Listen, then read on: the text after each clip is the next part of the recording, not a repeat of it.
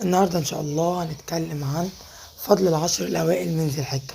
وقد جاء فضل قيامها ما رواه الترمذي وابن ماجه عن أبي هريرة رضي الله عنه عن النبي صلى الله عليه وسلم قال: ما من أيام أحب إلى الله أن يتعبد له فيها من عشر ذي الحجة، يعدل صيام كل يوم منها بصيام سنة، وقيام كل ليلة منها قيام ليلة القدر، وعن يوم عرفة يغفر ذنب سنتين، سنة ماضية وسنة مستقبلية.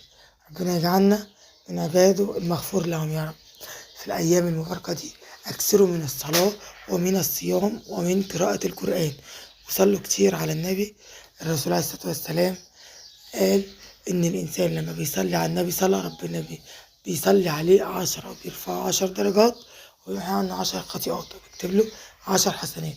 حاولوا في اليومين دول إن انتوا تكثروا من صالح الدعاء لينا وللمتوفين، وكمان ندعي إن ربنا يصلح حالنا وحال أولادنا، إن هم يوفقهم في حياتهم. وكمان حاولوا تعملوا لنفسكم ورد يومي في القرآن، حتى لو صفحة، حتى لو سطرين، يشفعوا لنا يوم القيامة.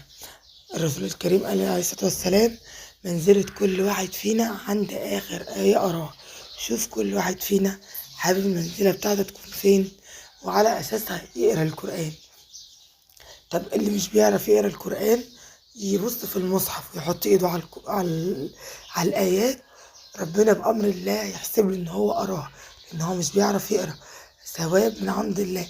فانتوا أكثروا من قراءة القرآن ومن صالح الدعاء. وكل سنة وحضراتكم طيبين، والسلام.